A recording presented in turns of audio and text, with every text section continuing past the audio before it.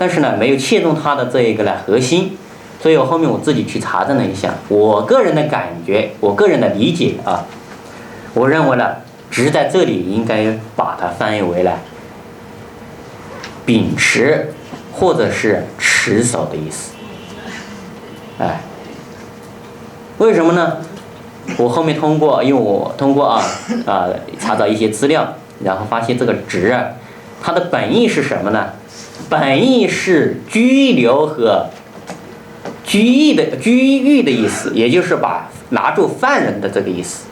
哎，我们这个展示上面有啊，哎，甲骨文的上面这里是执，它是这么写的。那么这一边呢，像了一个什么呢？枷锁。这一边呢，像一个人呢，对，跪在那里伸出双手，对不对？所以也就象征着一个人，他两只手上面带着枷锁。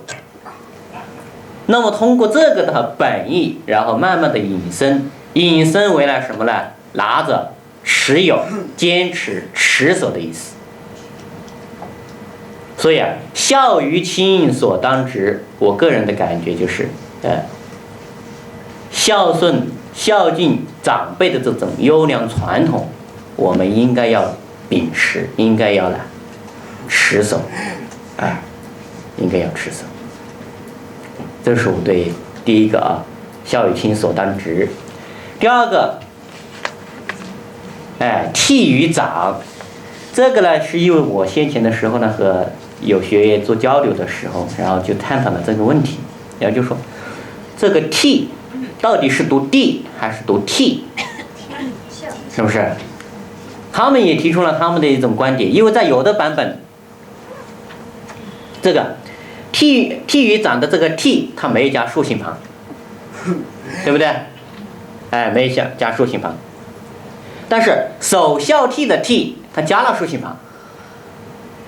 所以同一篇这个文章里面，它为什么有的加了竖心，有的没有加竖心旁？它们之间是不是有不同？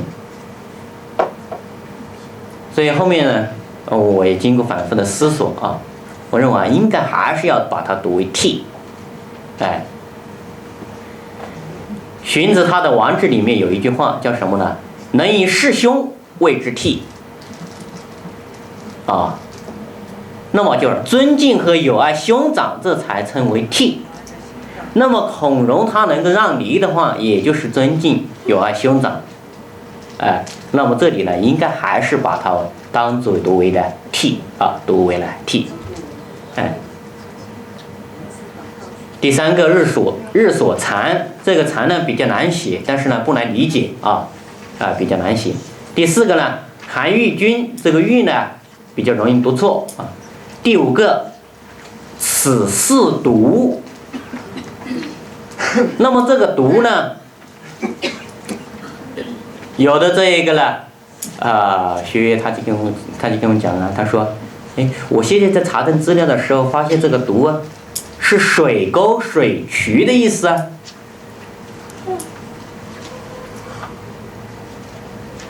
那么为什么水沟水渠它应该按道理来讲，它应该是什么？对，小河是吧？小沟。它为什么能够把它称为水之纪呢？所以呢，我这里的时候呢，后面去找了它的这一个呢最初的这一个本那么在《安雅释水》里面呢就写了江河环纪为四渎为四渎。那么什么叫四渎呢？就是发源注诸海，也就是说这四条河流它不是像其他的支流一样的，它是直接通向大海，直接通向大海。所以呢，渎就是其实呢最初的还应该是直接呢通向大海的河流，把它称之为渎称之为渎。所以呢，此四渎呢，这个渎为什么不是水沟水渠第六个呢，此五秀，气味浓我们都知道杜甫的朱门酒肉臭，路有冻死骨，对不对？它不是臭，这是一个多音字，它只是一种气味，一种气味比较浓啊。我们讲了，朱门酒肉，酒肉不是酒和肉烂在那里发臭了，大家都没有吃，浪费了，不是这个意思，而是说什么？从他们家里飘出来酒肉的香味，酒肉的香味，所以呢，这应该是读嗅啊。第七，刨土革这个刨，注意它的这一个呢字音啊。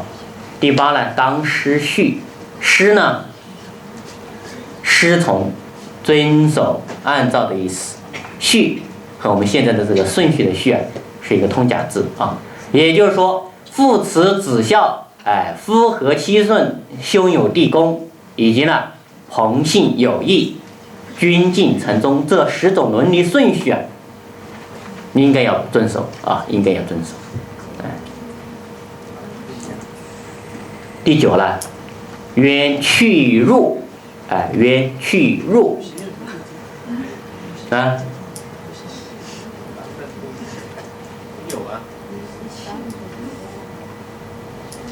有问题吗？没有。书上没有，版本不一样啊。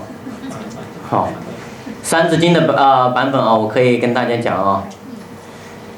因为它太重要了，所以呢，每朝每代都有人对它进行修订，包括我们大家都熟悉的章太炎，这么大的一个学问家，他同样。他对我们的这一个《三字经》也是做了他的这一个增补，他把他的这一个《三字经》，把他的这一个什么历史的顺序，把它扩充到民国，把它扩充到民国，包括我们现在的我们先前的那个文化部的常务副部长他也做了一个《三字经》，也做了一个《三字经》好，那这个我就不讲了啊。第10，这个呢还是比较容易读错的资催，资催，